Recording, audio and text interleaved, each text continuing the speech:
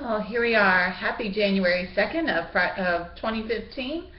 It's a good start to the new year. I hope everyone had a wonderful New Year's and New Year's Eve and the great holidays. Here we are moving forward.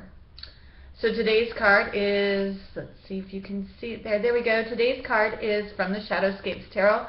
I'm really enjoying these cards. Each one is almost like its own meditation.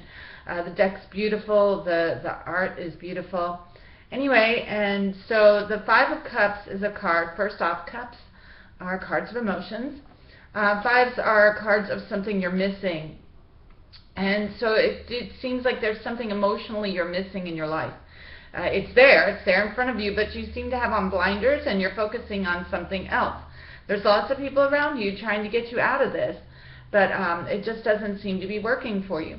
So it's time for you to look up from that emotional test that really isn't filling you. Let's look up from that. Let's take off those blinders a second.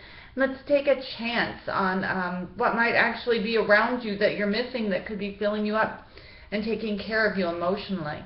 I hope this helps you along your way. Have a great Friday.